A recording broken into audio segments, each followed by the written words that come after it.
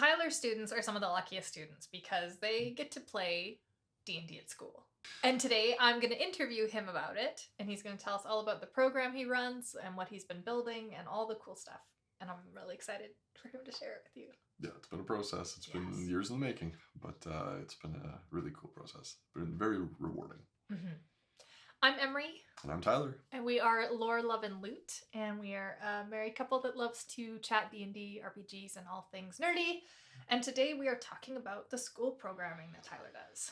Yes. What do you want to know? Where do we start? Well, let's start with what grades do you teach? Sure. Or what program? Kind of give an outline of the program you do. Sure. I teach grade 10, 11, 12, so your high school grades, and I run a program that is catered to, typically called at-risk youth, youth that have challenges in the mainstream program, and we kind of pull them in under one roof and provide other ways of teaching. Basically, it's a lot more individual-based. Extra support. Extra support, which can look all sorts of ways, and this isn't necessarily an education video, no. but we'll aim more towards the D&D side of things. So when did you decide to bring D&D or RPGs into the classroom, and when was that? So it was pretty early, and it looked very different. Though, like it's definitely evolved over the years. It started out that, again, with some challenging youth, I was trying to find ways to connect with them, right? Find ways to open them up, and all sorts of ways we'll talk about in a bit, I'm sure. But it started with just an after-school group. Right. I had 4 students that all kind of had a similar. They enjoyed video games, and they'd never played RPGs before, but they liked video games, and they were mostly fantasy video games. And they were quiet. They didn't really know each other either, and it was a way to try to connect with them. Mm-hmm. So it was an after-school group. I think we played for usually only like an hour at a time in the classroom, but they would stay after school. I would run them a game, and they talked, and they communicated, and they played D&D and problem solved and did all these things. And eventually they actually got to know each other, and it created a connection with them. And so that was kind of my first way of going, well, I've got things that they can enjoy, and a way for them to be able to come out of their shells a little bit. So then you moved it from after school to an actual in-school programming within your classroom. Yeah, so there was an in-between between where I am now. Yes. I started out by basically just turning my English courses into giving them a theme, I guess, in a sense, but not everyone had to do this. So it was more of like, it was an option to do it this way. So these D&D students, English, it was D&D English, basically. I had other students, again, that did regular English with regular, topics and such, but these students were catering all of their English towards D&D. So if they were writing a short story, they would basically write a character backstory. They were able to take, still write it with, again, not a teaching video, but the have a climax and the parameters of a short story, and create a character backstory out of it. So that was part one. Some of the creative writing they did was they maybe would write a description of their character for some of their creative writing, and they would all sorts of things as far as an English class would go. Some of their projects they would do would be based around, well, I'm going to create, what did some of them do? They created more about their characters. Some of them drew their characters and then wrote me descriptions for it. Some of them, this is ways back now, I can't remember some of them. But yeah, they would do projects around their characters. Even just maybe creating the characters, the character sheet is English you're writing. You're doing all sorts of things with D&D, right? And then they would write the extended parts of their character. So maybe it was, hey, there was this long lost person or something, and it's like, well, this is what I would imagine it would be like if we ran into them again or something. Right. So they would write another story. Creative writing. Yeah. And any kind of novel studies that we did, or we do movie studies as well, they would theme them just on D&D, and just everything kind of fit that way. There was even one student that just didn't have the motivation to do some of these things, so I created I think it was an Excel. It was a document that, like, as they completed assignments, they would fill up a bar, like achievements, and a lot of the pictures in it were from his favorite video games. And it's just like, it just ways to connect these kids to There's something. like a whole other topic of gamification in the classroom that you were like applying to this. Yes, yeah. But the basis is it started as after school, but then it went into English, basically just with a theme of D&D. And some of the games we played after school, they would use that to fuel their writing. Right. And then it grew from well, it stayed English, but you actually started like playing within the classroom as well, right? Yeah, we did start to play some games. It was pretty sparse at the start, though. It was we would play during the class, and I would have other support staff and stuff that were there managing the other students while we played.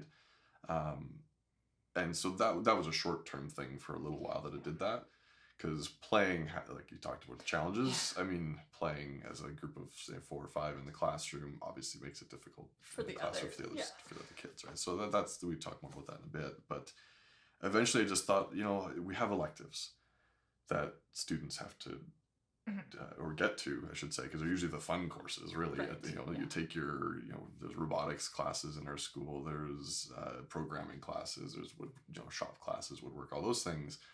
And I kind of just thought, what if I could get approved to run an RPG class that we play D&D and play, the RPGs and board games, and all that kind of stuff. And why not? Because you learn so many skills in these things, and there are so many skills, so many life skills that you need for the game, but you also learn while playing the game. You develop them, right? So that was my main thought. Is like, why can't I bring my passion into the school, just like other people do with programming and all these other things we talked about, and create courses?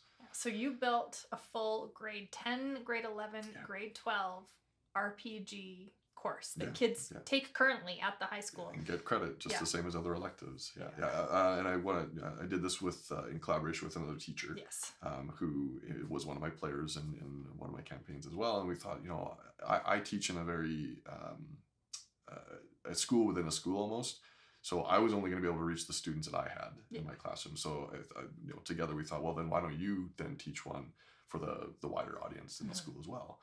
And so together, we started looking through curriculums, because you come up with these. Again, I'll try not to do too much of the teaching side of things, but you look at your learning outcomes in all these courses, and we had to come up with learning outcomes. So one of the first thing we just said, well, what do they look like in other courses? And looking at all these other courses, it was like, well, these are all in D&D. Right? Because there's writing, there's creative writing, there's different forms of writing that you can have in there. There's the communication, right? Whether it's person to person, and again, digital, whatever, all those pieces. There was social studies you could bring in there, conflict between countries and nations. That's in D&D. Well, I think I was a theater teacher, and I think you took a lot of this from the theater curriculum too. When it came to some of the role play stuff, you just found some of that just slid right on over. Oh yeah, they're able to take and then reword, because you focus it in on its own course, so it needs to stand on its own legs. But there was so much, because there was for the 12s there was things like leadership, right? Because eventually I was hoping that they would run some sessions. So again, from 10 it was more the introductory. This is what the role-playing games are, and this is kind of some of the rules and a little bit of that stuff. Creating your first characters and keeping it a little bit more introductory. 11 is a lot more the expanding, so you'll make better backstories, and you'll learn to maybe help your other players in the game and stuff. So, and then the 12s was a lot more leaning into not having to do a lot of DMing, but leaning into learning what a DM does and how you can help as a leader at the table, right? So there's so many skills. It's just so cool. Kids at the high school, kids at our high school basically can take D&D as a class, which is 3 of them, three years in a row, and learn 3 years of different content. It's so cool. And gain elective credit for it. So I love that. It's been a fun experience. I'm so proud of you for that one. That is so. I mean, from the ground up, I remember when you started all this and started talking about it, and we can talk about like the pluses and what it's done for your students over the years. But I just think that's so neat that you have this thing that you're passionate about in your life, and that you went, well, let's see what it can do for others. And I mean, the teens are okay. Everybody, judges the teens and gives them a rough time, and like teenagers of today, but like they're doing good, and they're taking opportunities to grow and play and things like this. Oh yeah. It's interesting to see when I have meetings with the parents of the kids that are in my program, that when I mention this course, they go, well, where was that when I was in school? I would have loved that course. It's D&D 101. I was like, can I join your class? It's like, no, but maybe we'll try to get something out there in the community or something, right? But so I think it's important to talk about, what the effect of this has been with your, I believe you called them earlier, like higher risk students. These are kids that just don't fit within the mainstream, or can't have success, or would struggle to find success within the mainstream. And so I've heard you come home and tell stories about things that have like shown such growth in these kids through playing games in a classroom. And you don't just do D&D, like you have a whole stack of board games in your classroom as well. The board games is also, I guess, a place where I started maybe even before some of this was created, but the board games on their own already have a ton of skills, right? The socializing in them, even just the cooperative nature and competitive nature, which can lead to conflict between people, right? And resolution. So how do you be a good player at the table, right? And whether that's, again, board games or RPGs, but that has been a big one where people eventually click when they see it done in a game, right? And go like, oh yeah, I guess I was being that way, or oh yeah, I noticed when they did this, I didn't like that so much. Like, okay, let's talk about that, right? So there's so many things that come out of it with board games and these RPGs that really there's so many skills to be learned. And the interpersonal skills is probably one of the biggest things, truly. We can add in the written stuff, and that's just interesting. Well, there's math, right? Like there's so much from I have a dice assignment. It's just like talking about the different dice, right? Yeah. So you're pulling from everywhere, but it really is the interpersonal skills that I think is the biggest piece that has affected my students. Yeah. Yes, engagement is a big piece, right? If it's an exciting thing for them, they often will do it, right? They bring their own passions. I have so many students that enjoy anime or drawing or any of these kinds of things, and they can bring that into the course, right? Some of them will draw the maps for the campaigns that we do. They love drawing the maps. They'll draw their characters. They'll draw everyone's characters. Yeah. Even if it's not for an assignment, they just find joy in that. Yeah. Right, so and that's, again, building interpersonal relationships between these kids that maybe struggle with that. Absolutely, because then that student that's going to draw the characters is, well, I need to go talk to them and ask them about their character, and then they get into conversations, and, well, what color do you want? And so then they talk, right? And that really is one of the biggest goals for a lot of these students, is to meet other people that have similar interests and enjoy the time that they're spending in the classroom, right? Because then they want to keep doing more, right? What kind of big challenges have you run into running these programs? Well, I would like the stuff in the early days was pretty easy in a sense and straightforward. I mean, after school program, easy enough. Sit with some youth and play games. Building it into English, easy enough again, because it was you're just theming the assignments. Those were pretty easy, but then to bring it in course-wise, when you actually were going to play it. Yeah, so I wanted to give them credit for all these cool things they were doing. So the first part was developing the course, and I won't again get to teacher mode and stuff on that stuff, but you got to go through the steps of developing a course, getting it approved, and making sure that it's different enough from other courses that it has its own ground, right? Then building it different enough between 10, 11, 12. Yeah. So having to come up with enough assignments as well, because you have to mark it still. You have to give them a grade, right? So how do you grade them on playing a game? Right. So that was in itself a whole other challenge of making assignments and making them different enough for the different grades. All those are a bunch of pieces. So I do have assignments created. Some of them are, hey, text reading. Yeah. Because that is part of a lot of what these courses are, is being able to read through text and then analyze what you see. Have a question, go find an answer, right? So some of that is in there. But then how do you create it? My textbook is, or it has been for like a long time, is the 5th edition D&D Player's Guide. Yeah. That's my textbook, right? Which is so weird. I have a lineup of textbooks on my shelf that are all the D&D books. I have the Monster Manual, a couple of those on my shelf for the later courses, or people that want to look through to find inspiration for stories or whatever else. DM's guides, those are my textbooks, which is so cool. Yeah. Right. And I should say early on too, we were really lucky. I found a company on Twitter, X, whatever we want to, I'm not there anymore. True. And they donated 20 sets of dice to our school. It was almost 30 sets of dice to our school to run a school program. Because we also used to run it as like, when I was still working there, we did like that choice class where there was like a 30-minute period during the day where anybody could take any class. They called it choice, and it was just extra learning time. Yeah. And we would just offered interesting choices, right, is what it was. So, and so we would offer D&D, and we would get 60, 70 kids in there for 30 minutes at a time, and they would just group off and play and go, and we would have kids come in and be like, I know nothing, and we're like, let's sit down and go. And that was... I forgot there was that point actually before between my English courses and when I made these courses. It was that chunk of time when that was a good 3 or 4 years, I think, too. Absolutely. Yeah. So we've, I mean, I say I take no credit in this. You've really reached like a huge gambit at the school that we've been at right now. Yeah. If you want to keep going with little pieces of the benefits, and I forgot about actually as a great example this was also when some of my students who were not as much a big part of the school could feel comfortable coming to that choice block to meet other students in the school as well. So it and then be connected them almost to experts in that field because they had been playing and talking with you about it, so they could help others. And some of them were DMing groups there. Right, they learned enough skills, and you know, again, when we have those shared interests, it's easy to come together, and they were able to be even leaders in some of these groups. Yeah, that's huge. So it's really cool. Yeah. And any other challenges you ran into? Or? Yeah, there's been plenty along the way. It's changed a little bit every year. How I run the games and how I run the sessions is probably one of the hardest challenges because I alluded to it earlier. We all know how D&D can get a little rowdy. We get a little loud sometimes, and we make some noises, and we are playing and excited, and whatever else happens at the table, right? So to run a class, it's hard to, you can, but it's difficult to run. Let's say I've got 15 students, to run one game for 15 students. No. That's challenging. So I started it more in a West Marches style, where I would just have quests on the board. It was one world together. We had a city that everyone was in the safe space, and they were one-offs. They were very much one-off sessions. And the players would say, okay, you know, us four want to run a game. We'll pick this quest off the board. Here, DM, can we run this one today? And okay, sounds good. Let's run that session. And sometimes I would run it outside of the classroom. So we would go to another space. You had the support to do that because you had other adults and teachers within the space. Yeah. So I was lucky in that regard that they could then watch and teach the other students while I was away running these games.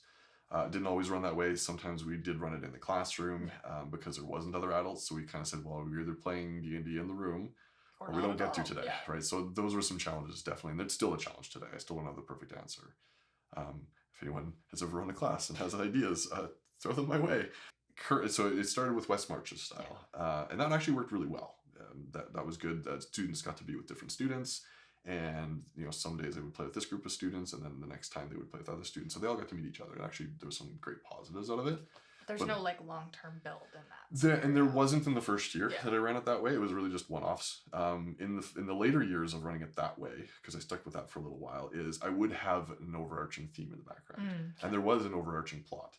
There was one thing that the group as a whole was leaning towards. So this group would maybe get a little bit of information, and then the next group would be able to get that information because they were all guild, so they would share it in a group thread of, well, this is what we learned in our session. And then so the next group going in, they didn't always read it, so they might not know what was going on in the next session, but they would eventually come back later and go, oh, that's why. So they learned to read it more often. But then at the end, usually what I did is the last session would be all the players come together, and we did a final showdown with whatever boss might be there. So it was a fun build up. They got to all learn the pieces as they go. I even did some dungeons this way where the first group would do a room. That's all we had time for because we only had 1 hour sessions. Right. It's within a chunk of a class. Sometimes we would, you know, like I said, it was often in period 2 before lunch. We would go into lunch a little bit. They wanted to keep going. No, let's finish this section. So it was exciting. But then the next group would go, okay, what did you learn in that last room? Right. We're going to go into the next room. Yeah. So some of the challenges were, wow, but we didn't get to see what was in the next room, and so there was some ups. It wasn't ideal. It wasn't ideal. It was what was needed. Still don't have a perfect way to do it, right? But it evolved, and then eventually evolved to a point where I'm at now. I guess is probably the most evolved that I would say it is, and it is depending on how many students I have. I currently am running 3 separate games within the classroom. And what the students do is they create the world. Right. And if you want to see more about it, we did a video about session zeros and creating, you know, different kinds of games. I would say go take a look at that video because it explains it much more than I would explain it right now. Yeah. But basically it's student driven because I wanted them to not just do the work, but to put the time in to create what they wanted. Yes. So I started with, you know, what theme do you want? And some of them chose typical fantasy, and then some of them went a little bit more, not quite sci-fi, but I would say more weird and more, they wanted more like fae and whatnot. So I've had a group of that this year, and then the other group, there was 2 typical fantasy types. But one thing I did before we really dove in is I talked to them about what kind of play styles do you like, and what kind of a player are you? And we talked about what pillars did they like. So I kind of grouped the players into kind of like-minded groups. Excellent. I have found that in Yeah. the past, definitely. Some players didn't play so well with other players, right? And you get that, and obviously this is probably even bigger with kids. Yeah. Is that they don't necessarily know what they're doing is detrimental to other players. So I kind of tried to put my role play type characters, players I should say, into groups together, and then the ones that kind of just wanted more dungeon-y, combat and stuff, they would go in a group, and that actually changed things quite a bit, and for the better, because then you had very like-minded individuals that were in the groups wanting the same things. So from there, it was create your world, and they would sit down again with the session 0 ideas that I had. They would sit down, they created a world on a map. Again, more stuff that builds into curriculum, right? Like they were drawing maps, they were being collaborative, they were making choices together about their characters and the connections between their characters. So they're doing all the great things we want to see students doing, right? Yeah. And that's kind of where I'm at this time around, and I'm thinking it's close to what I want to keep it as. Again, I'll keep making tweaks every year, and that's what we do. Tweaking and growing. Yeah. So they get together, they make the game, they make the campaign, and then I run it. And I'm sticking with, we're running it in the classroom. Right now, it's one of the easiest ways to do it, and we just kind of find a corner off to the side. All the other students have stuff to do while we're doing that. And then they know that they get their turn, and then the next group plays the next day. So we run 3 games. Basically, each group gets a session a week. And they write reflections and all this sorts of stuff on it. But no, it's so cool. Yeah. I love the whole idea of the program. I can keep going on. I'm so proud. I know you're good. Right? I'm so proud of you. It's exciting. If you have questions for Tyler or our teacher and are considering running an RPG program or D&D or anything like that, there's a couple ways you can reach out to us. If it's a quick question that you think might help others, throw it in the comments, and we would love to help you out. And if you have a more in-depth question or want to talk about resources or anything like that, feel free to email us at loreloveloot@gmail.com. It's in the channel description, and we will get you pointed in the right direction because it is such a cool program. Yeah. I'd be willing to share anything I have. I can't say it's going to be good for everybody, but I mean, you can take what you want, pick through what you want, and throw the rest away or make it your own. We recently did an episode on ADHD at the D&D table and what that looked like, and that kind of ties into this different learning styles, different abilities. Yeah. So if you have any interest, please go check that out, and we will see you next time. Yep. Bye. Bye.